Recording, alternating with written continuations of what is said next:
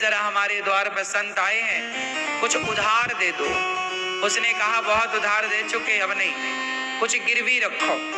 धरा ने कहा गिरवी होता कुछ रखने के लिए तो हम पूरा बेच देते। 4 संत आए हैं, थोड़ा सा पैसा दे दो, हम बाजार से उनके खाने के लिए थोड़ा दाल, थोड़ा चावल, थोड़ा आटा, थोड़ा घी खरीद लें, बनाए संतों को कुछ खवाए, तुम्हारा पैसा हम जंगल की लकड़ी काट के चुका देंगे जल्दी। वो आदमी नहीं माना, बोला अभी कुछ दो। माता धरा बोली भैया अभी तो कुछ नहीं है। उसने कहा तुम बड़ी सुंदर हो। माता धरा समझ रही हैं क्या कहना चाह रहा। वो माता धरा की सुंदरता की ओर अब बढ़ा और बोलने लगा कि मैं तुम्हें पैसे दे सकता हूं, एक शर्त है।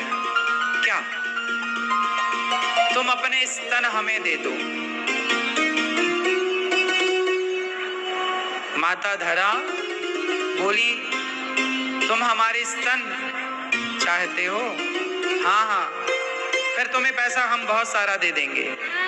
माता धरा समझ गई कि ये आदमी नियत का खोटा है, पर क्या करती माता धरा? या तो संतों को कह देती कि आज नहीं है महाराज, हाथ जोड़ लेती, संत भूखे रह जाते, चले जाते, या फिर अपने स्तन दें।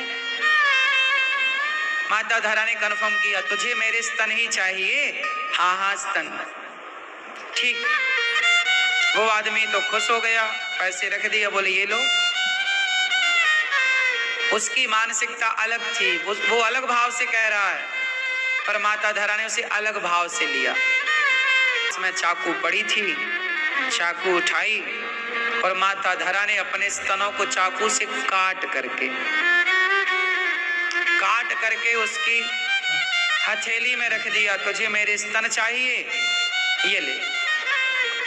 पूरा शरीर अब लहू लुहान है, रक्त से भरा हुआ है। वो आदमी तो कुछ बोल ही नहीं पाया। माता धरा ने स्तन को काट दिया, उसकी तो बुद्धि निर्मल हो गई, चरणों में गिर पड़ा, माता क्षमा कर दो। माता बोली अभी टाइम कम है, संत द्वार पर है। पैसे लिए, जितने जरूरत थी उतना ही उठाया माता ने, सारा नहीं लिया, उतना उठाया। बाजार गई, घी खरीदा, आटा खरीदा, जो भी सामग्री चाहिए खरीदा, संतों को भोजन बनाया और परोसा। अभी सोचिए कितना दर्द हो रहा होगा, शरीर कटा पड़ा। जब संतों को भोजन दिया तो संतों ने देखा कि पूरा शरीर लहू से भरा है। पूछा देवी ये सब क्या है, कैसे? पूरा बताया कि आपके लिए भोजन था नहीं, मांगने गई तो उन्होंने स्तन मांगे तो मैंने दे दिए कि मांस का टुकड़ा ही तो मांग रहा है। यदि मेरे मांस का टुकड़ा देने से संतों की सेवा होती है तो शरीर देने से भी शीश दिए हरि मिले, शीश दिए गुरु मिले तो भी सस्ता जान। शरीर का टुकड़ा देने से संतों की सेवा हो रही है तो कोई बुरा सौदा तो नहीं है महाराज। संतों ने देखा राम राम, हमारी भूख मिटाने के लिए इन्होंने अपना, संतों ने देखा तो माता धरा के प्रति करुणा जागी और भगवान प्रकट हो गए। माता आपने इतनी सेवा की कि आपकी सेवा से हम बैकुंठ से खिंचे चले आए, हम आपका ऋण चुकाना चाहते। कैसे चुकेगा प्रभु?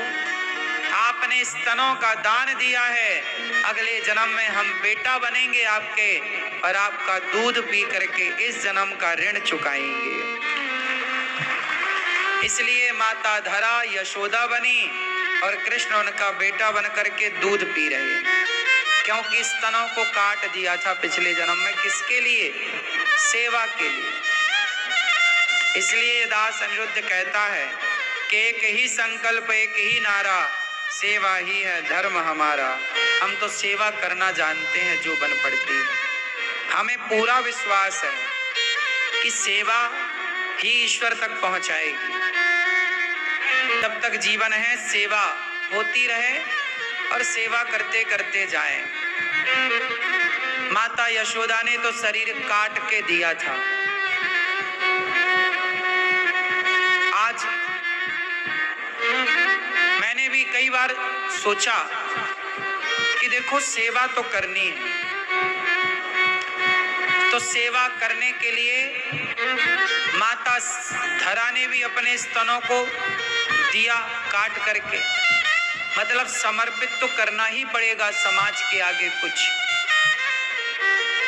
तो मुझे लगा कि सेवा करने के राह पर चले तो हैं, कभी जरूरत पड़ेगी तो ये पूरा का पूरा जीवन समर्पित है सेवा के लिए। सब कुछ जाए पर सेवा ना जाए।